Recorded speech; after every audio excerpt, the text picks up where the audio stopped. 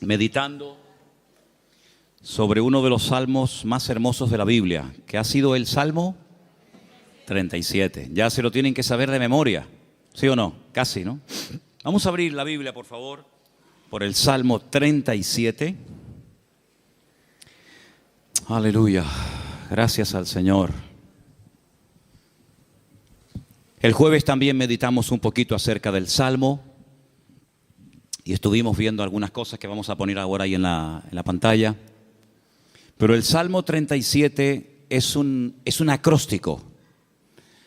Cada 2 versículos empieza por una letra del alfabeto hebreo, empezando por la primera, la Aleph, terminando por la última, Tav. Cada 2 versículos, así empieza el Salmo. Es un salmo muy completo, 40 versículos. Habla de cosas prácticas. Nos dice el Señor en su palabra cosas que no debemos de hacer y cosas que sí debemos de hacer. No solamente el Salmo contiene prohibiciones, sino también mandamientos a decir, oye, que tienes que hacer esto y esto y esto y esto otro. El mensaje de hoy, aunque está basado en el Salmo 37, yo lo he titulado, y así después lo vais a poder encontrar en internet, los 10 mandamientos del Salmo 37. No son los 10 mandamientos de Éxodo 20, son los 10 mandamientos que vamos a ver en esta tarde del Salmo 37. Pero ahí en la pantalla podemos ver algunos temas que el Salmo 37 nos sugiere, que son muchos, por cierto. Tenemos, no, eso es lo de hoy, sería lo del jueves pasado, ¿vale? Eso es lo de hoy. Hay una listita de temas que nos sugiere el Salmo 37. No hemos tocado todos, evidentemente, pero son temas, todos y cada uno de ellos muy interesantes. Nos habla de el bien, de la misericordia. Te los estoy dictando para que los vayas escribiendo, aunque están escritos, pasa que no los he encontrado, pero el que busca haya. La justicia, la salvación, la sabiduría, etcétera, etcétera. Son muchísimos temas que nos habla el Salmo 37 y eso lo vimos el jueves, para los que estuvisteis aquí y para los que no estuvisteis. También vimos que el Salmo 37 nos da diferentes características de los creyentes. Hay momentos en que los llama santos, los llama íntegros, los llama pacíficos, los llama justos. En fin, hay diferentes características de la gente que ha depositado y ha puesto su confianza en el Señor. También nos habla de diferentes características de la gente mala. De hecho, hay un texto que dice que hay gente mala. Hay gente que está bajo maldición. Hablamos un poquito el jueves. ¿Qué es eso de las maldiciones? ¿Existen? ¿Se pueden quebrar? ¿Se transmiten? De todo eso hablamos un poquito el jueves, porque también el Salmo 37 nos habla de los que están bendecidos. Así que habla de los que están bendecidos y de los que están bajo alguna maldición. Y pusimos el ejemplo de los cananeos, que eran los nietos o eran descendientes de uno de los hijos de Noé, y cómo Noé maldijo a Canaán, no a Can, su hijo, sino a Canaán, y de la cual vienen toda la raza, todas las naciones de los cananeos, todas las tribus, pueblos que estaban allí, y cómo eran personas que tenían unas características típicas de los cananeos. Una promiscuidad sexual terrible, idólatras, agresivos, salvajes realmente. Y todo eso nos lo sugiere el Salmo 37. Y el Salmo 37 también nos ayuda a superar ciertas y determinadas actitudes que si no las cortamos de raíz, se pueden terminar convirtiendo en algo normal en nuestra vida. Por ejemplo, la envidia. La envidia hay que cortarla de raíz. Los celos, la desconfianza. Dice la Biblia que no tenemos que tener envidia, no tenemos que perder los nervios. Después todo eso lo vamos a ver viendo los versículos. Pero el Salmo 37 es un salmo que también nos ayuda a reaccionar ante lo que nosotros podemos considerar una injusticia. Yo pienso que si yo en esta tarde preguntara, ¿cuántos de los que están aquí han sentido que en algún momento se han sentido injustamente tratados? Pienso que a lo mejor todos levantaríamos la mano, ¿sí o no? A veces por un padre, por una madre, por un pastor, por un jefe en el puesto de trabajo. Todos hemos sido de alguna manera, en algún momento, desde nuestro punto de vista, cuidado, injustamente tratados. ¿Y cómo tengo que reaccionar ante la injusticia? Ante lo que yo esperaba recibir y resulta que he recibido, pero todo lo contrario. El Salmo 37 es el antídoto perfecto. Que por cierto no es la queja. La queja es el lenguaje de los cobardes. La queja mata la fe, debilita el alma. Cuando una persona está todo el santo día quejándose, aunque no hables mucho con él o con ella, la forma como habla, la forma como opina, te está descubriendo el bajísimo nivel espiritual de su vida. El Salmo 37 nos habla de diferentes niveles espirituales. Alguno dirá, pero hay niveles. Claro que lo hay. No todo el mundo tiene la misma fe. No todo el mundo tiene el mismo nivel de paciencia o de amor o de conocimiento de la palabra. Siempre habrá alguien que sepa más que nosotros, ¿sí o no? Cuando ustedes van, por ejemplo, a la Biblia, encuentras momentos en los que el Señor se le queda mirando a un hombre y le dice, tú eres un hombre de mucha fe, grande es tu fe. Y hay momentos que se le queda mirando a otro y le dice, hombre de poca fe. Luego, los dos tenían fe, pero este tenía una gran fe y este tenía fe, pero poca. Entonces, en la vida, no todo el mundo tiene la misma fe, no todo el mundo tiene la misma paciencia, no todo el mundo tiene el mismo conocimiento, el mismo discernimiento espiritual. Eso es normal, eso es así, nos guste o no. Y el Salmo 37 nos da consejos para alcanzar un nivel óptimo en nuestra relación con Dios y no caer en la desilusión, en la desesperanza, en la tristeza, porque dijimos que la tristeza, estoy preparando un mensaje, ya lo daré en su momento. Bueno, estoy preparando un montón de mensajes, pero uno de los que estoy preparando son las distintas caras o disfraces que se pone el orgullo. El orgullo se disfraza, se camufla, a veces de religioso, de espiritualidad, pero a veces el orgullo, y usted dirá, sí, me suena raro eso, bueno, el orgullo a veces se disfraza de tristeza. La gente tiene una tristeza y en el fondo es porque tiene un problema con el orgullo. ¿Por qué estás triste? Le preguntas a alguien. No, porque no he recibido lo que tenía que esperar o esperaba recibir, porque no me han tratado como yo esperaba y estoy triste. Y a veces es un orgullo camuflado, porque cuando nosotros pasamos por la vida por una circunstancia difícil, en la economía, un problema en el matrimonio o de la índole que sea, Dios te está tratando, ¿o no? Dios está tratando contigo. Y hay gente que no le gusta y se rebelan contra la forma como Dios le está tratando. Entonces, sin palabras, le estás diciendo a Dios, yo no merezco este trato, Parece que la tienes tomada conmigo. Es como yo le decía a mis padres, es que los profesores la tienen cogida conmigo. Todos, el de matemática, el de geografía, todos la tenían cogida conmigo. Y siempre la culpa la tiene, si no es el gobierno, es el pastor, si no es el marido, si no es la mujer, si no es Dios, si no es el diablo. Siempre alguien tiene la culpa, menos yo. Y el Salmo 37 es una radiografía de una realidad. La realidad presente. Dijimos el primer día, les recuerdo, que el pasado no existe. Amén. El pasado no existe, no podemos presentarlo, no podemos pesarlo, no podemos medirlo, no podemos tocarlo, no podemos verlo. Es algo abstracto. ¿Dónde está el pasado? Está aquí. Yo lo puedo recordar, hombre, no todo, pero el pasado lo tengo en la cabeza. Y hay personas que viven ancladas en el pasado. O bien porque el pasado fue pésimo y les marcó, o bien porque el pasado, según ellos creen, fue mejor que su presente. Pero ya leímos el otro día un versículo en el libro de Eclesiastés donde dice que no es sabio y no está bueno decir, no es sabio opinar o decir que los tiempos pasados fueron mejores que estos, sino que cada tiempo tiene su característica y si tú tienes que mirar a tu pasado para recordar algo bonito, es que tú no tienes presente. Ahora, nosotros no podemos modificar el pasado. Si yo no puedo modificar el lugar donde nací, ni la fecha, ni la hora, yo no puedo modificar el pasado, pero sí puedo echar a perder mi futuro. Dile al que está a tu lado, tu pasado no lo puedes cambiar, pero puedes echar a perder tu futuro. Ay, amigo.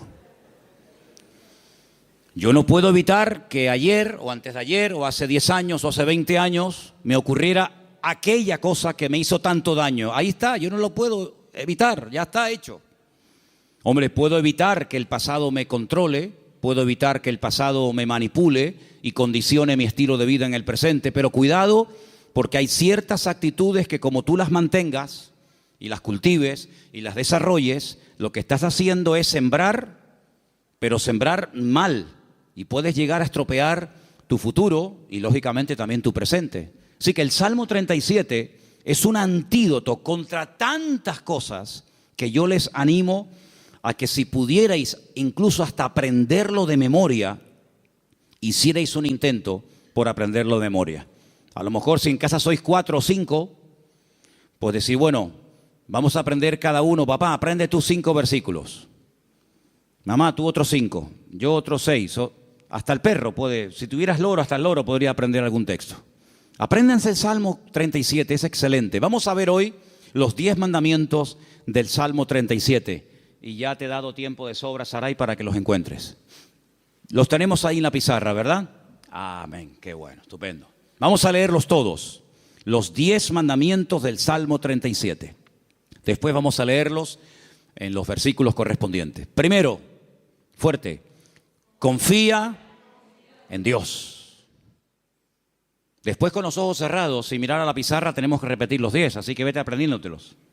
Número 1 era, confía en Dios. Segundo, hacer el bien. Confía en Dios y hacer el bien. Vamos bien. Tercero, deleítate o deleitarse en Dios. Confía en Dios, haz el bien, deleitarse en Dios. Bien, hasta ahí llego. Venga, otro más. 4, encomendarse a Dios. Bien, confía en Dios, hacer el bien, deleitarme en Dios, encomendar a Dios mi vida. Venga, el 5, guardar silencio. Pero no dice, hermano, que hablemos. Guardar silencio ante Dios. Guardar silencio. 6, esperar en Él. 7, dejar la ira. 8, dejar el enojo, desecharlo. 9, apartarme del mal. Y 10, guardar su camino. ¿Qué tal? ¿Los habéis aprendido? Vamos a repasarlos. Confía en Dios, hacer el bien, deleitarse en Dios, encomendarse a Dios, guardar silencio, esperar en Él, dejar la ira, desechar el enojo, apartarme del mal y guardar su camino. Quítalo. Los 10 mandamientos del Salmo 37. Número 1. Bien, confía en Dios. Número 9. No. Segundo. Ese es, hacer el bien. Número 3. Número 4. 5. Guardar silencio, sin mirar. 6. Esperar en Él. 7. 8. 9. Apartarse del mal. Y 10. Guardar su camino. Versículo 3 del Salmo 37 dice, confía en Dios. Primer mandamiento, confía en Dios. Fiarme de Dios. Depositar toda mi vida en sus manos, sabiendo que no hay vida más segura que cuando yo pongo mi confianza totalmente en el Señor. No digo que pongas parte de tu vida o parte de tu negocio o parte de tu tiempo en las manos del Señor y otra parte, no. 100% tu confianza en Dios. Porque algunos dicen, no, yo confío en Dios. Pero cuando se les abre la cartera y se les cae al suelo tienen la bono loto, los ciegos. Hay uno que también es de los discapacitados. Ese, lo conoces, ¿no? Ese. ¿Qué más hay? Rasca. No, yo confío en Dios. Ya te veo. Ay, amigo. Pero por la mañana se levantan y leen el horóscopo. Pero claro, depende si compras el día o compras el diario de avisos o compras, depende de qué periódico compres, te dirá una cosa o te dirá otra. ¿Confiamos en Dios 100% o no? ¿Se puede uno fiar de ese Dios? ¿Ha dado pruebas históricas a lo largo del tiempo que se puede uno fiar de Él? ¿Que no te va a fallar?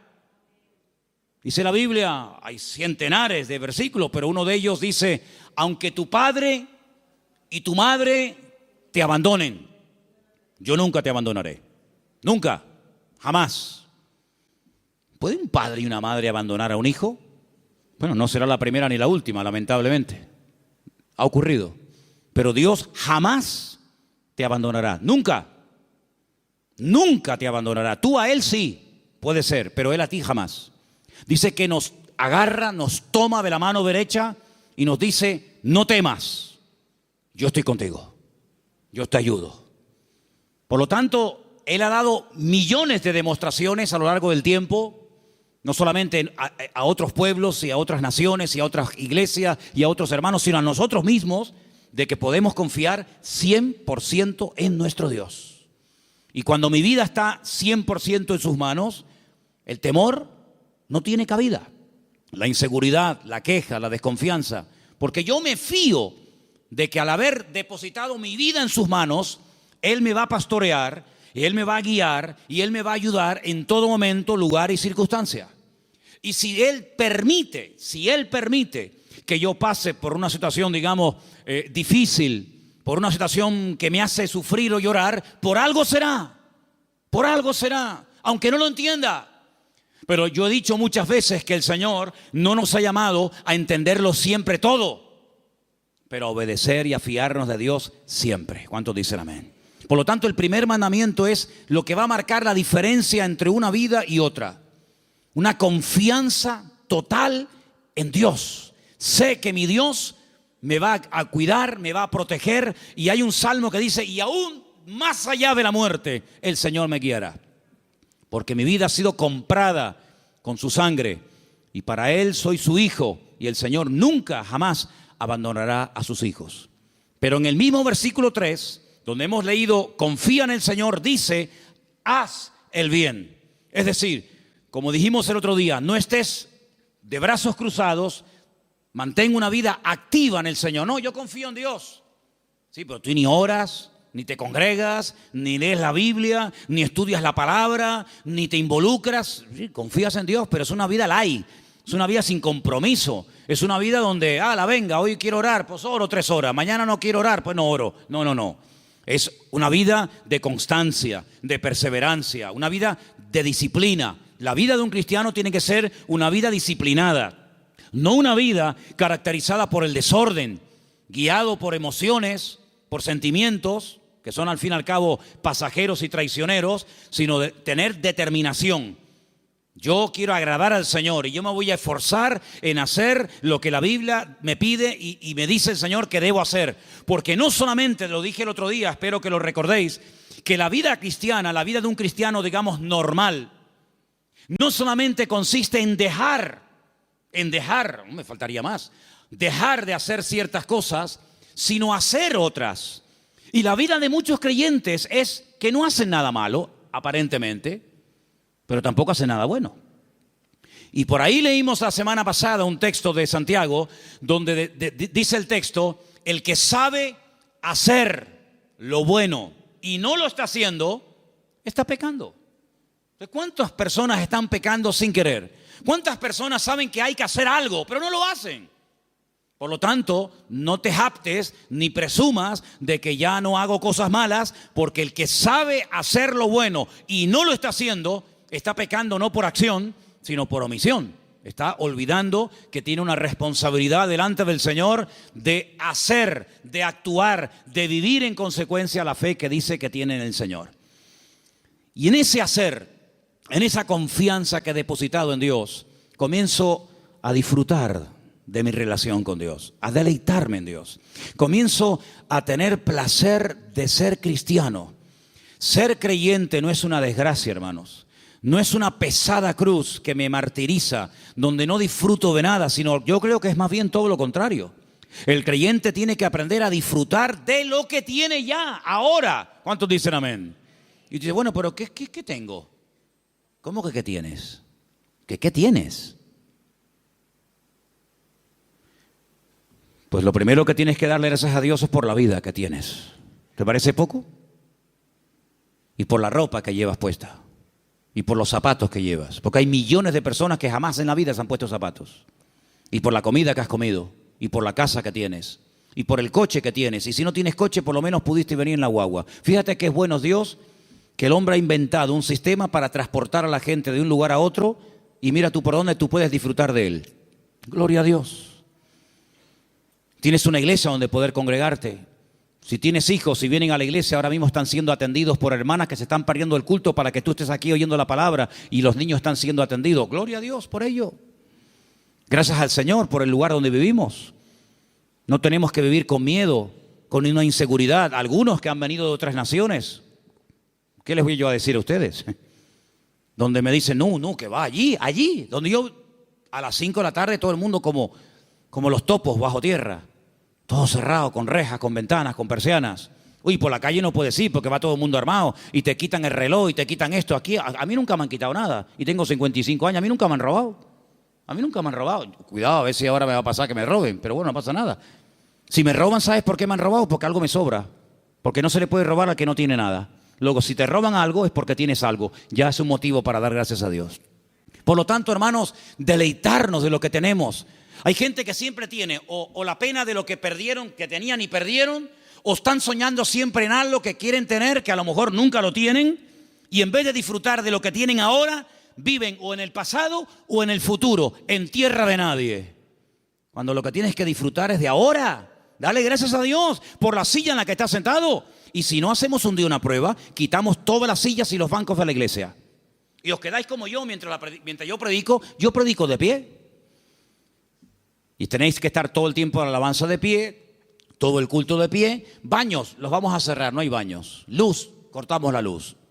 Entonces vamos a comenzar a valorar que tenemos un local con luz, con aire acondicionado, con micrófono, con una silla. Gloria al Señor, no hay millones de motivos para darle gracias al Señor, hermanos. Hay cambios y hay milagros que solamente vendrán a nuestras vidas cuando comencemos a dar gracias al Señor por lo que tenemos. ¿Para qué quieres más? ¿Para qué quieres más?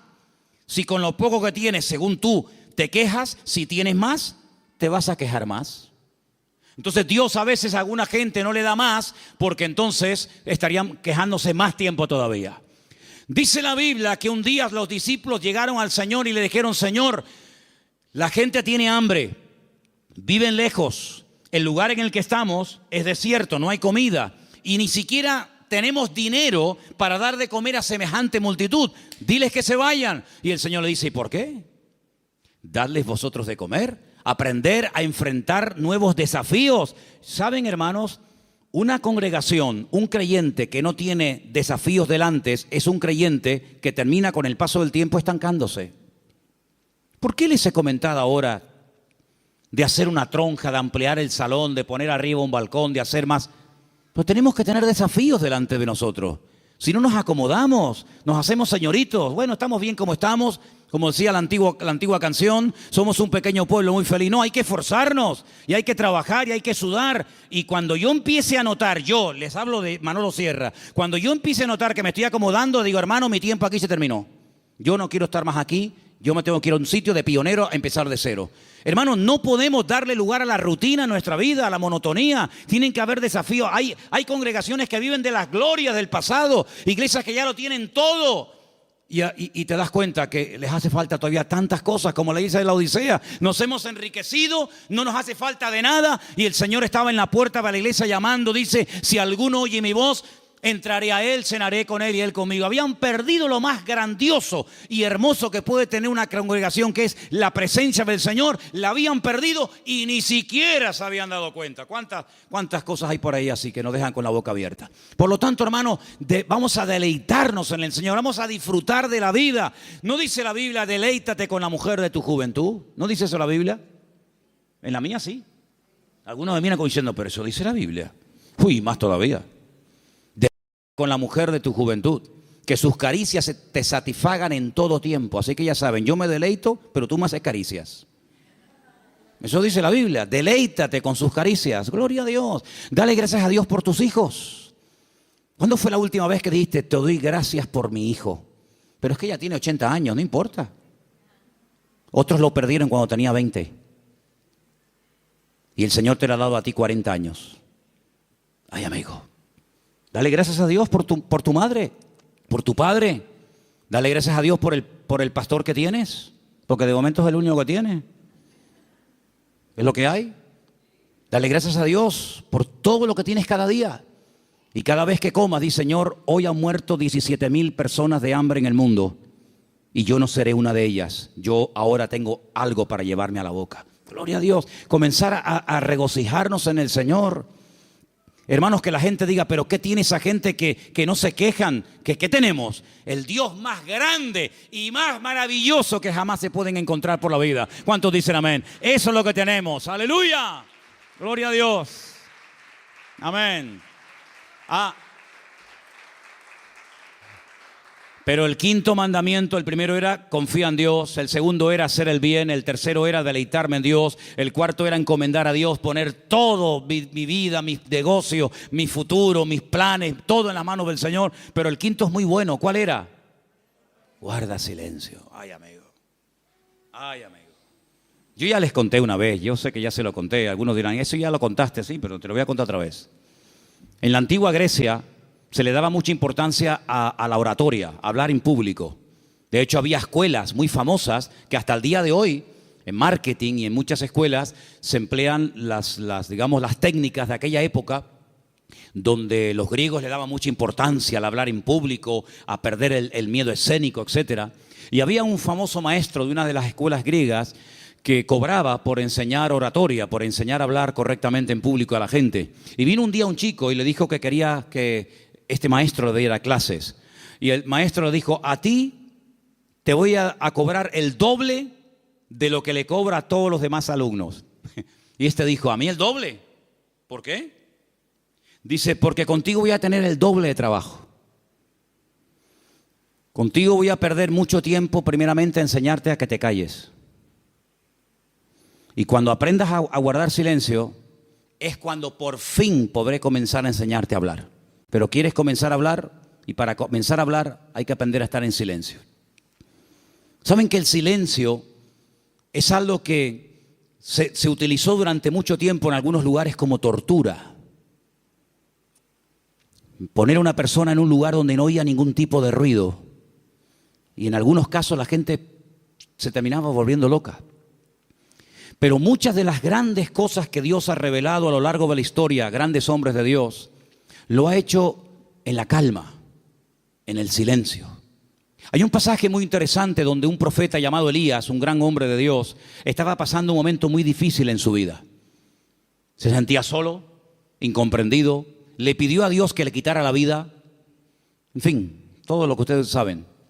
Y hay un momento en el que él sale de la cueva y dice que se produce un terremoto tremendo en la puerta de la cueva, y él ve que ese terremoto es tan tremendo, tan destructivo, que las rocas se partían.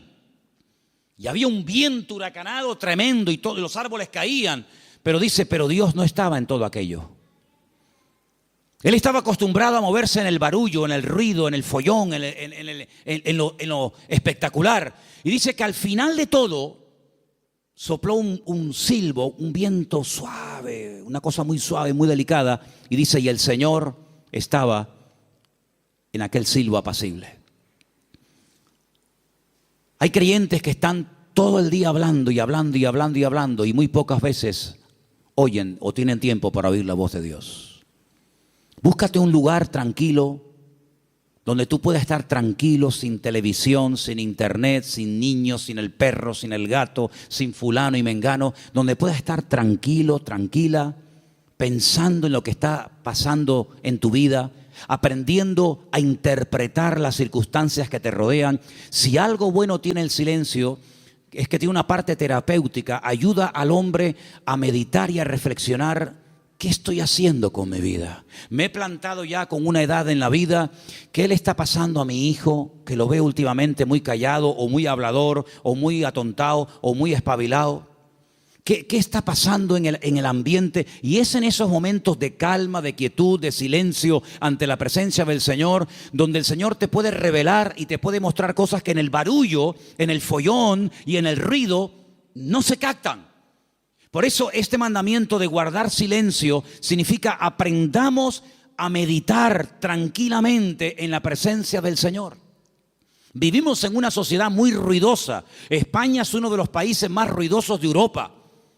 Sales por las calles y desde que te levantas por la mañana, prácticamente hasta que te acuestas hay ruido constantemente. Y por la noche ni te cuento. En la quietud de la noche es cuando vienen a recoger los camiones la basura. ¿Sí o no? No pasa por tu barrio, estás tranquilo en tu casa y de repente ¡bim, bam, bim, pum, pam, pam! Y dices, Dios, ¿pero qué pasó? Sale el camión de la basura. Al rato viene el camión que está regando. Al otro rato viene el camión que se lleva el vidrio. Y es un follón tremendo, ¿sí o no? Bueno, hermanos, aprendamos a estar tranquilos en la presencia del Señor. Aprendamos a decir, Señor, ¿hay algo que me quieres decir? ¿Hay algo que me quieres compartir? Ese guardar silencio significa aprender a reflexionar en Dios. Oye, mira, ahora no me molesten. Yo tengo una cita con mi Dios. Quiero estar tranquilo, no quiero que nadie me moleste. No, que si me llaman, que esperen. Que me llamen más tarde, que no se va a hundir el mundo. Y quiero estar a solas con el Señor, con su palabra. Como decía un pastor amigo mío, un minuto, Manolo, un minuto bien pasado en calma, en quietud, en la presencia del Señor, puede cambiar una vida.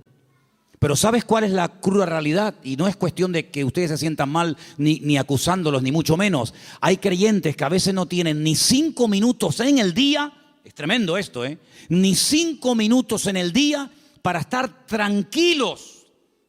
Solamente estar quietos en la presencia del Señor. Cuando teníamos las clases, que hemos dado algunas clases en la iglesia de hermenéutica, de homilética y otras asignaturas, ¿cómo empezábamos la clase? ¿Os acordáis? Venían del trabajo, venían de la calle, una con el abanico, el otro sudando, el otro que llegó tarde. Decía, hermanos, vamos a guardar un minuto de silencio. Claro, algunos pensaban al principio que se había muerto algún hermano de la iglesia. O sea, un minuto de silencio, ¿qué pasó? Digo, no, tranquilo. Y a algunos se les hacía eterno. O sea, un minuto, qué largo se me ha hecho.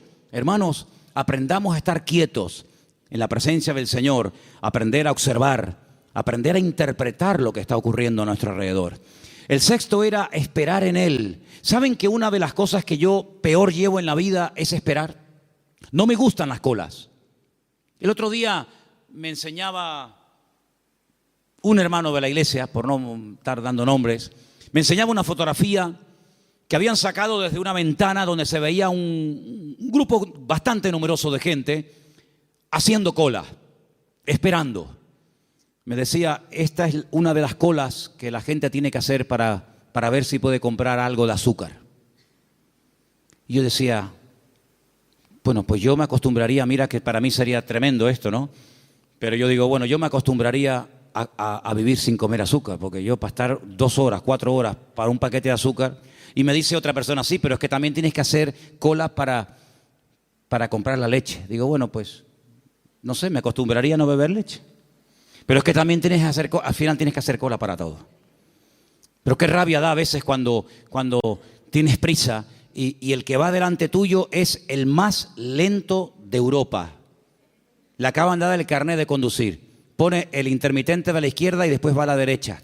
O pone los 4 que son de emergencia, porque como te ve muy pegado, te está diciendo, no te pegues mucho que me das miedo, y te ponen los 4 intermitentes. Y tú dices, pero muévete, que tengo prisa. Me acuerdo una vez en Benito Pérez Armas, el semáforo estaba en verde, hermano, de verdad les prometo que el semáforo estaba en verde. Era bajando la antigua cárcel a mano izquierda, que ya entras para el Parque La Granja, ¿sabía dónde les digo, no? Y el semáforo estaba en verde, y había un coche parado. Y yo le decía, al principio fue una pita suave. Pip. No sé. Después, más prolongada. Al final, saqué la cabeza por la ventana. Digo, pero muévete de una vez, hombre, que está verde. Atontado, que estás atontado. Y sacó la cabeza una señora y me dice, hola, pastor, ¿cómo está, hermano? Y le dije, hola, hermana, hola, dele, hermanita, dele, vamos. Ah, qué vergüenza, ¿no? Si hubiera sido oveja en vez de pastor, me hubiera cambiado de iglesia, para que no me diera. Bueno, son cosas que pasan, ¿no? Soy humano como cualquiera de ustedes.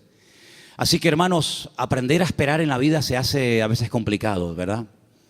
Pero es importante y fundamental aprender a esperar en Dios, no tener prisas. Porque, ¿saben? He descubierto que Dios no tiene prisas. ¿Cuántos dicen amén? ¿Saben que hay un pasaje donde una persona, no quiero decir la palabra se enfada, pero casi se enfadó con el Señor? Porque nunca le había pedido nada, nunca. Sabían que el Señor siempre estaba muy ocupado. Sabían que el Señor siempre estaba viajando, hablando por aquí, predicando. Y nunca le habían pedido nada. Solamente un día le pidieron un favor. Y el favor era muy concreto, muy directo. Señor, el que amas está enfermo. Como diciendo, Señor, ven pronto. Y dice la Biblia, saben lo que estoy hablando, ¿verdad? De Lázaro. Era amigo de Jesús. Vivía en Betania, donde estaba con sus 2 hermanas, Marta y María. Dice la Biblia que cuando le llega la noticia al Señor, no dice, como seguramente esperaban la familia, venga, vamos que hay que ir a orar por Lázaro. O podía incluso haber hecho lo que hizo con el siervo del centurión, ¿os acordáis? Cuando le dijo el centurión, Señor, no hace falta que vengas a mi casa, di la palabra y mi criado sanará. Podía haber dicho, Padre, desde aquí pido que sanes ahora a mi amigo Lázaro. Y Lázaro hubiera sido sanado. Pero ni siquiera hizo eso.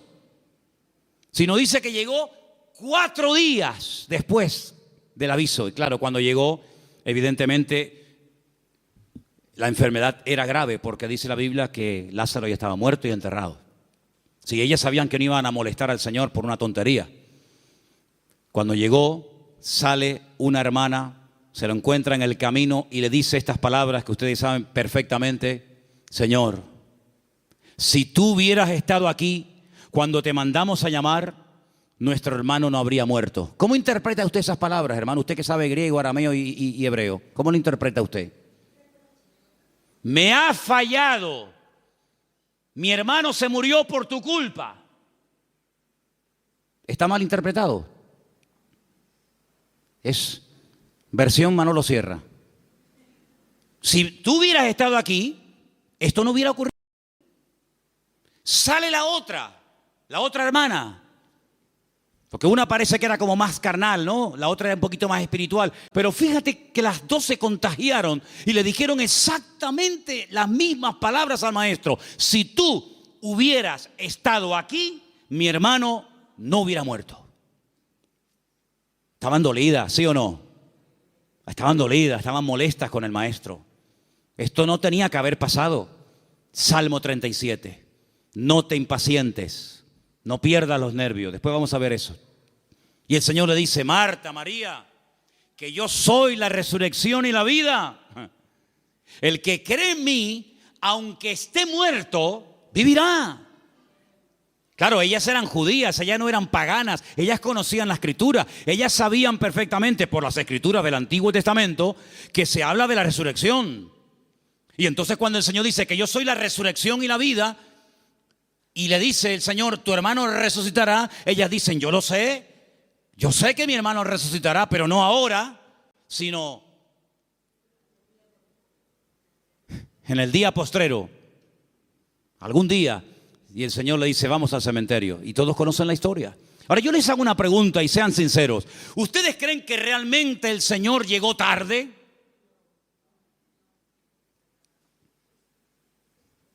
El Señor nunca llega tarde a ninguna casa, a ninguna familia. El Señor siempre llega cuando tiene que llegar. Siempre. Es que si esto hubiera ocurrido media hora antes, sí, pero ocurrió así. El Señor lo quiso así. Y ya está. El Señor llegó cuando, humanamente hablando, según ustedes, ya no hay nada que hacer. Y hay situaciones, escucha bien esto, hermano, porque cuanto antes lo aprendan, algunos, unos más que otros, mejor. Hay situaciones que Dios permite, escucha bien, que Dios permite que lleguen hasta el final. Cuando ya humanamente hablando no hay ninguna posibilidad de cambio. Y el Señor lo permite. Hay otras que no. Hay otras que dicen, no, vamos a hacer esto ahora. Pero hay otras que dicen, tranquilo. Lo va a hacer, pero no ahora. No cuando tú quieras, sino cuando yo quiera y como yo quiera. Y cuando llega al cementerio, hace uno de los milagros más espectaculares que el Señor hizo a lo largo de su ministerio. Levantar a un muerto que hacía 4 días que estaba enterrado. Eso no lo había hecho nunca. Había resucitado personas que estaban aún calientes. ¿Se acuerdan? La hija de Jairo. Cuando llegó, dice, acaba de morir. Luego, si la tocabas, la niña estaba caliente, acaba de morir, pero estaba muerta. Pero el Señor la resucitó. Había otros casos donde dice la Biblia que lo llevaban en la caja para enterrarlo. Y bueno, los judíos entierran a la gente el mismo día que muere. Por lo tanto, no hacía ni 24 horas que había muerto. Pero nunca el Señor había llegado tan lejos. Nunca el Señor había hecho un milagro de una resurrección después de 4 días. Si ustedes van a Israel, si ustedes han ido a Jerusalén alguna vez conmigo, ustedes van a ver que en todos los cementerios judíos hay una abertura, como una ventana, que es por donde se cree que al tercer día se va el alma. Y ya es como demasiado tarde, ya no hay escapatoria. A los 3 días, a las 72 horas, se va el alma y ya se fue. ¿Cuándo llegó el Señor?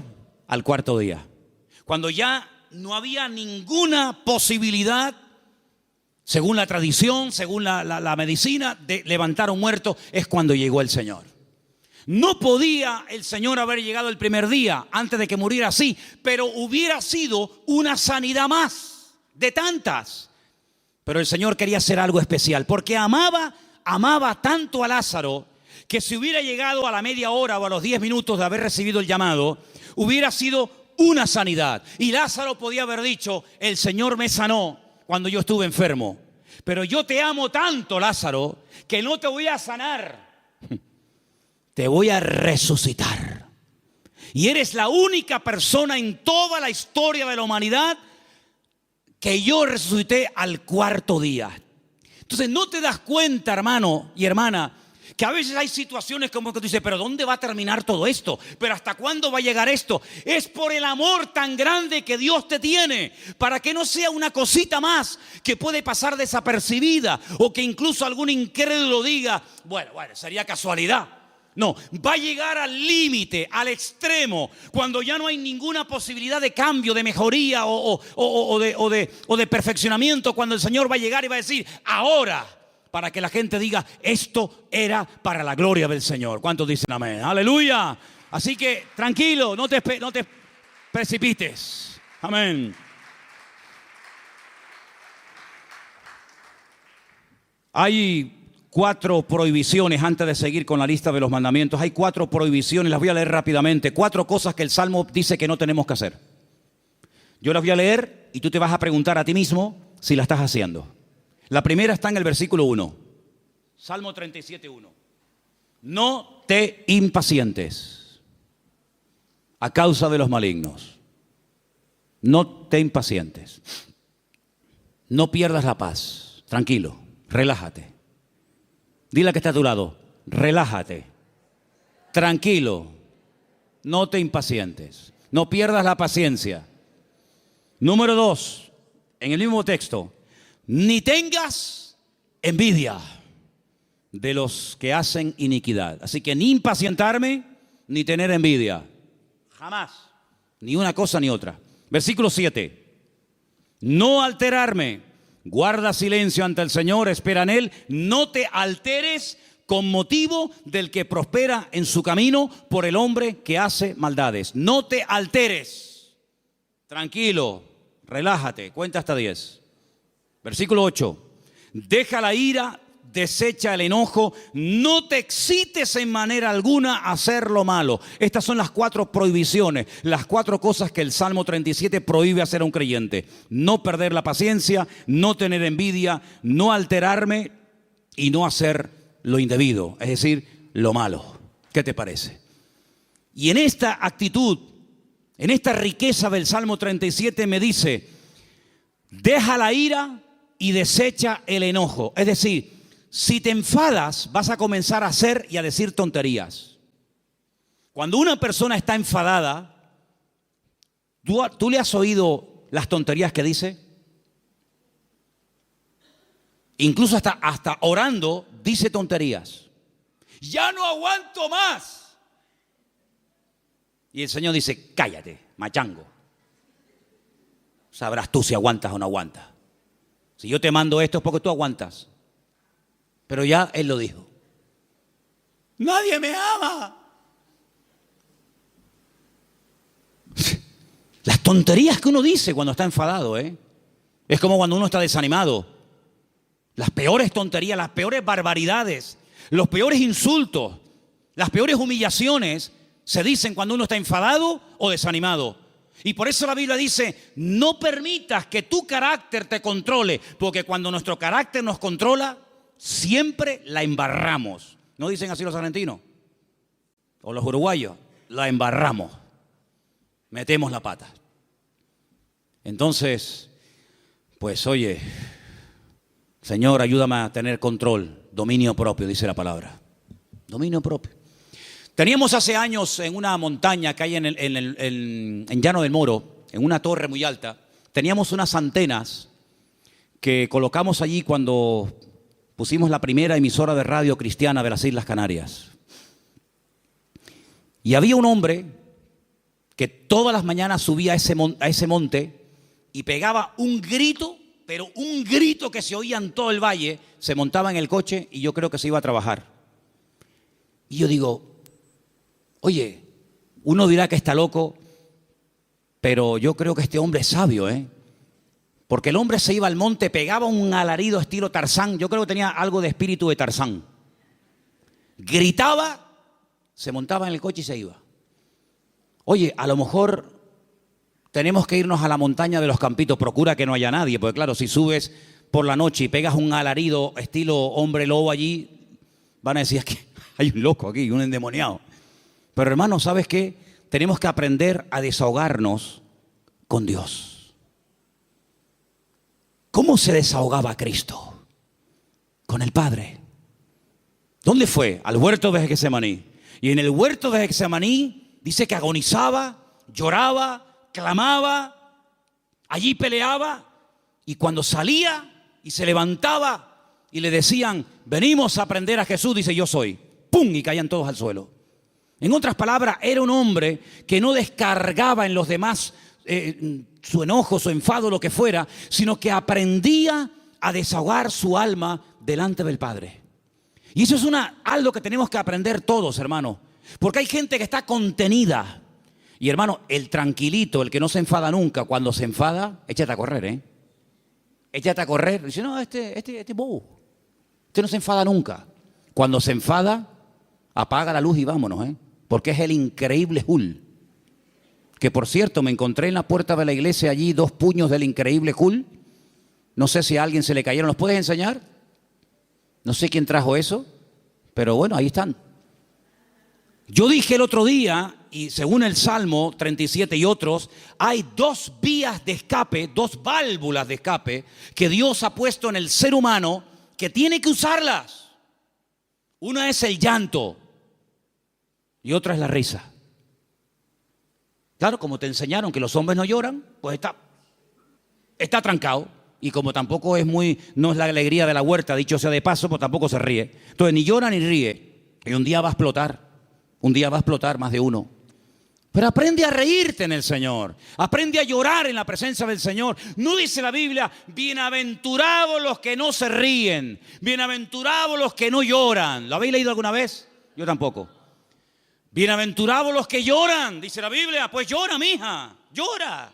Llora delante del Señor. Llora, hermano y hermana, delante del Señor. Señor, lloro de esto, lloro por aquello, lloro por tal, lloro por cual. Y te aseguro que tu alma se va a descargar, se va a desahogar. Y cuando salga, vas a salir con las fuerzas renovadas, vas a salir levantado por el Señor, vas a salir bendecido. Pero no vivas una vida hermética, trancada, porque ni Cristo vivió así. Él dice la Biblia que se quebrantó y lloró y sudó grandes gotas de sangre y se desahogó delante del Padre. Ahora, ¿qué hace la gente? Se desahoga con una botella de vino en la mano, se desahoga metiéndose un pico de heroína, se desahoga haciendo no sé qué y no sé cuánto, echándole la bronca a la mujer, al hijo, pegándole una paliza al otro. No, esas no son las formas, esos son los métodos mundanos. La forma de Dios es que aprendas a ir a la presencia del Señor y abrir tu corazón y decirle: Señor, no aguanto más. Y en la Biblia encontramos grandísimos hombres de Dios que lloraron a gritos, dice la Biblia. Sí, a gritos lloraron. ¿Quién? José. Lo dije el otro día cuando compartía de este mismo salmo. Dice que ya no aguantaba más. Léalo, textualmente lo estoy citando. Ya no podía contenerse más. Ya llegó al límite. Oye, me venden mis hermanos. Les pido por favor que se apiaden de mí, que me saquen de este pozo que tenía que haber escorpiones y serpientes. No me hacen ni caso. Me quitan las prendas, me llevan desnudo a Egipto. ¿Yo qué pinto en Egipto? Un país de idolatría, un país de una promiscuidad terrible, de idolatría por todos lados. De repente llega allí, no sabe hablar el idioma, desnudo, lo compran como esclavo. De ser el niño bonito y amado del padre, pasa a ser un esclavo, un sirviente, sin derechos, tratado al trancazo, por querer vivir una vida recta y honesta y santa delante del Señor. Lo acusan de algo que él nunca había hecho. ¡Pum! A la cárcel, sin comérselo ni bebérselo, ahora en la cárcel.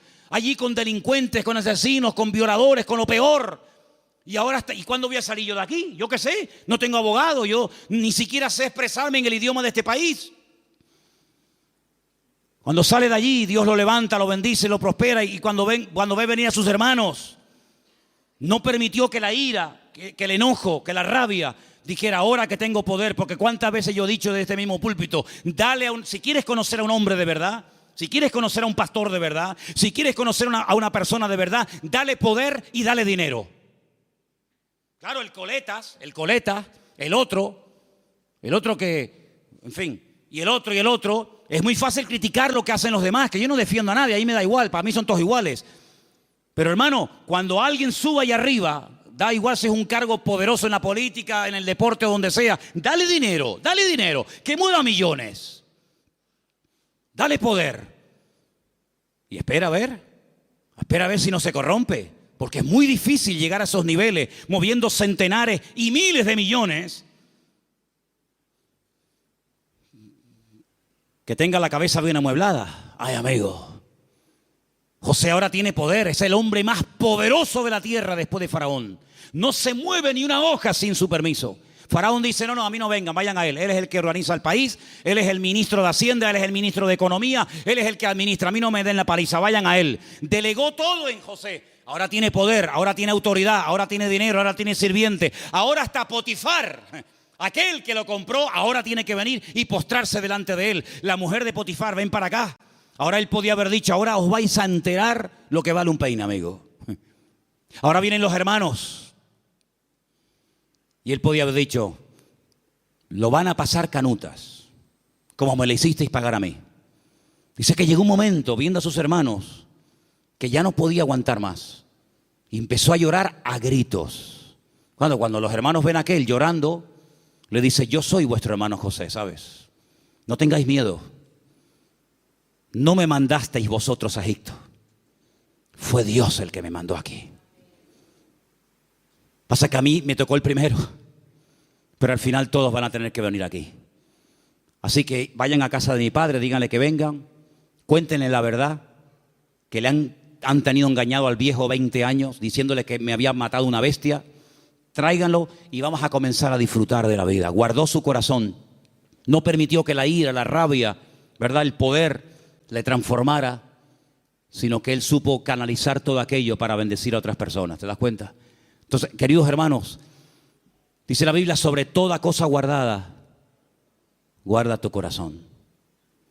Porque la escasez, el depender día a día del Señor no ha echado a perder a nadie. Yo nunca he visto a nadie que por depender del Señor para todos se echara a perder. No, de verdad, créanme, no he conocido a nadie, pero sí he conocido a muchos que cuando tuvieron algo, muchacho, otra persona completamente. Es como yo a veces le digo a los jóvenes, oye, cuando no tenías novia, y no me dirijo a nadie, pero el que tenga, porque tenga, ¿no?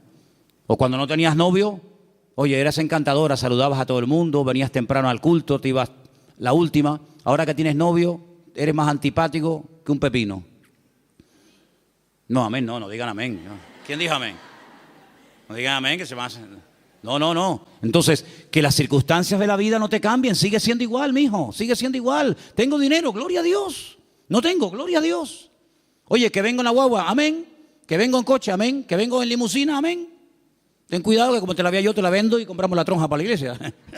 ¿Me entiendes? Entonces, hermano, mantengamos el equilibrio en el Señor. Mantengamos el equilibrio. Vamos a deleitarnos de lo que tenemos, pero vamos a apartarnos. Versículo 27, apártate del mal. Este versículo es buenísimo. Ya termino con este y con uno más. Apártate del mal, apártate del mal. Dios no tiene que apartarse del mal, somos nosotros los que tenemos que apartarnos del mal. Es decir, ser selectivo. ¿Me conviene a mí esta amistad con esta persona? ¿De qué habla esta persona? Pues mira, está todo el día hablando de esto. No me conviene. No digo que sea mala persona, pero no me conviene. Su mundo no es mi mundo. Sus conversaciones no son las mías. Y para ser amigo tengo que entrar en su terreno y no me va. No me interesa. Apártate del mal. Aprender a retirarse a tiempo. Mira, no me conviene esta amistad, no me conviene este lugar, no me conviene estar todo el día con esto. Eso es lo que dice la Biblia. No son prohibiciones porque lo digo yo y punto. No, sino es por tu bien. Apártate del mal. Porque el mal difícilmente se aparta de uno. Escúchame bien. Generalmente el que tiene que apartarse del pecado es uno. El pecado generalmente no se aparta de ti. Tú sales a la calle y hay más droga que antes. Y más alcohol que antes. Y más mentira. Y más de todo que antes. Luego el mal difícilmente se aparta de una persona. Te tendrás que ir a vivir al Valle de Ucanca allí solo. Y ni siquiera allí. Porque decía Pablo, miserable de mí, ¿quién me librará de este cuerpo de muerte? Por lo tanto, apártate del mal, sé selectivo. Dice, mira, no me conviene este camino. Dice que el simple ve el peligro y pasa justamente por el peligro. El prudente dice, no me conviene ir por ahí, voy a dar la vuelta. Es más largo, pero no importa. Prefiero dar la vuelta que pasar por ahí que me corten la cabeza. Apártate del mal, haz el bien. Y dice finalmente, verso 34, el 34 y termino, espera en Dios y guarda su camino, mantente en el camino del Señor, pon cuidado en las cosas del Señor, mantente en Dios. Un día bueno lo tiene cualquiera, pero es mantenerse un día, mantenerse dos, estar dispuesto a ser tratado. Hay gente que no quiere ser tratada, hay gente que pierdes la amistad en el momento que dice, mira, eso que estás haciendo no está bien, eso que estás haciendo es una payasada, eso que estás haciendo no te conviene. Automáticamente ya le cambió la cara, automáticamente se fueron las amistades. Apartarse del mal, ser sabio, tener ese discernimiento, ese temor a Dios. Esto que estoy haciendo, esto que quiero hacer no me conviene. Guardar el camino del Señor. ¿Qué es lo que le agrada a Dios? ¿Dios haría esto en mi lugar? Eso es lo que tenemos que hacer. Y déjame que te diga algo, porque tengo una frase aquí que apunté estos días. Es mucho más fácil deshacerse del pecado que de las consecuencias del pecado. El pecado no es tan fácil, no es tan difícil dejarlo. Pides perdón a Dios, Dios te perdona y se acabó. Pero amigo, a veces hay consecuencias de un pecado que hiciste que pueden durar años. Y hay gente que en sus cuerpos llevan secuelas del pecado que hicieron hace 40 años. Pero a veces las consecuencias están ahí.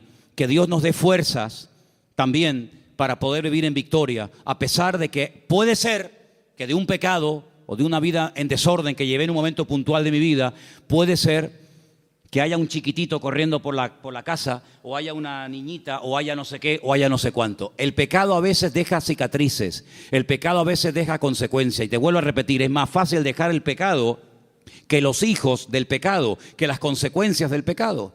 Pero tienes que asumir eso. Y a veces eso es lo que te mantiene humilde. Es decir, esto me va a recordar toda la vida que aquel momento de mi vida yo viví en desorden y no hice las cosas como Dios manda. Yo dije el primer día cuando hablamos del Salmo 37, que el Salmo 37 es un mapa. Un mapa. Pero mira, y piensa en esto que te voy a decir ahora, el mejor mapa del mundo el más completo, el más bonito, a todo color, con todos los detallitos y las medidas y los ríos y las montañas, el mejor mapa del mundo, no nos sirve para nada si yo no sé dónde estoy. A mí me dan un mapa completo, me dice, mira qué belleza de mapa.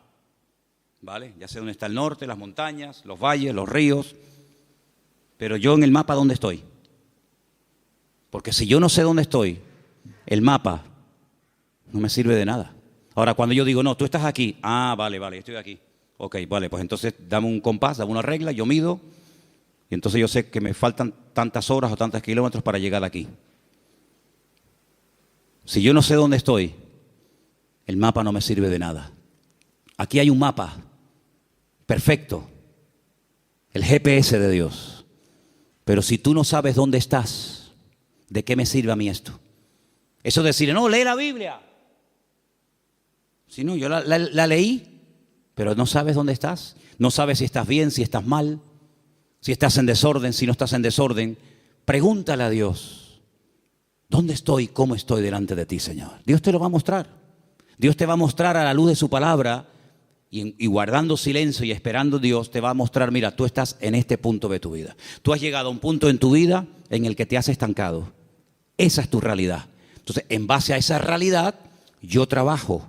Si tú no sabes dónde estás ahora mismo, si tú no sabes cómo estás delante de Dios, vienes al culto y el culto es como una especie de placebo, ¿no? El culto es una especie de cuando me duele la cabeza, me tomo una pastilla, se me fue el dolor de cabeza, pero espérate, a lo mejor tienes algo más y tú te conformas con una pastilla. Y hay cosas en la vida que se solucionan con una pastilla, pero hay otras cosas que se solucionan con una operación. Entonces, ¿en qué punto de tu relación con el Señor tú te encuentras? ¿Tú qué necesitas? ¿Una oración así, un versiculito, o tú necesitas ser operado? Cada uno tiene que examinarse a sí mismo. Y este es el momento en el que tú tienes que decir, Señor, ¿yo verdaderamente estoy cumpliendo esos mandamientos que he leído esta tarde? Confío en Dios, estoy haciendo el bien, me estoy deleitando en ti, Señor. Estoy todo el día agobiado, preocupado, quejándome. ¿Estoy poniendo mi vida en tus manos o llevo una agenda paralela? No, Dios para los domingos, también para el jueves si es que voy. Pero yo tengo una agenda personal y privada. Yo sé lo que voy a hacer en mi vida, esto y hasta aquello. A mí me hace mucha gracia cuando hay gente que me dice, no, él tiene la agenda completa para los próximos 5 años. Cuando dice la Biblia, ¿cómo eres capaz? ¿Cómo eres capaz de presumir del día de mañana si no sabes qué te traerá de sí el día? ¿Tenía Cristo agenda? Dice que somos como el viento, que ni sabemos dónde vamos ni a dónde venimos. Guardamos silencio ante Dios, esperamos en Dios tranquilamente. ¿El carácter está siendo cada vez un aliado nuestro o nos está cada vez traicionando y dominando más? ¿Dejamos la ira, el enojo? ¿Nos estamos apartando del mal o cada vez estamos tonteando más con el mal? Porque el mal no perdona, amigo. Como te metas en donde hay mal, como te metas en terreno minado, lo más probable es que se te salga una pierna por los aires. Hay una parte en Israel donde yo llevo a la gente que es la frontera más cercana a Jordania, que antiguamente era territorio jordano. En el 67 Israel peleó con Jordania, triplicó las fronteras y llegó hasta la misma ribera, hasta la misma orilla del río Jordán. Y es algo muy estrecho, mucho más estrecho que esta iglesia. Ves al soldado jordano allí sentado haciendo guardia y ves al israelita aquí y el río medio. Es una frontera muy, muy estrecha. Allí se ha convertido en un lugar típico para hacer bautismos. Ahora Dios mediante tendremos bautismo en noviembre allí, si Dios quiere. Pero ¿sabes qué, hermano? Cuando llegamos a ese lugar con la furgoneta, tenemos que aparcar donde ellos nos dicen que tenemos que aparcar. Porque los jordanos cuando se fueron dejaron todo aquel terreno en represalia por haberlo perdido, todo lleno de minas, todo lleno de minas, miles y miles de minas. Entonces han puesto unas alambradas con unos carteles escritos en diferentes idiomas, no se salgan del camino, no entren aquí, no entren por allá. Y tú si vas en línea recta y aparca, no hay ningún problema. El que se va a bautizar vuelve. Pero si alguien se quiere ir con el Señor antes de tiempo, dice, mira, después de bautizarte, en vez de venir en línea recta, vete por allí y ya te vas de paso ya con el Señor. Es un terreno minado. El que entra se juega la vida, amigo. El mundo está lleno de minas. Tu barrio donde tú vives está lleno de minas por todos lados. Y el diablo te dice, no pasa nada. Otros han pasado y no han muerto. Pasa tú también. ¡Pum! Y el simple va Entonces, apartarnos del mal. Decir, yo le veo las orejas al lobo, no le veo todavía el cuerpo, pero le veo las orejitas asomando por la valla, pues entonces me doy la vuelta y me voy. Eso no es ser cobarde, eso es ser valiente. Porque hay que ser más valiente para salir corriendo ante el peligro que ser un osado y enfrentarse al enemigo así a cara descubierta que te parte en la cara. Y finalmente dice, guarda su camino. Cierra tus ojos en esta tarde, hermano. Son estos 10 mandamientos. Apréndetelos de memoria. Escríbelos ahí en una hoja, ponlos en la Biblia. Cuando te levantes mañana por la mañana, dilos en alta voz.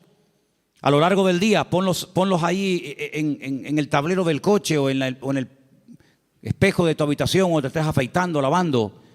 Ponlos en la mesilla de noche cuando te acuestes. Confía en Dios, hacer el bien, deleitarme en Dios, encomendar a Dios el camino, guardar silencio ante Él, esperar en Dios, dejar la ira, desechar el enojo, apartarme del mal, guardar su camino. Mañana otra vez, pasado otra vez. Y estas verdades van penetrando en tu vida.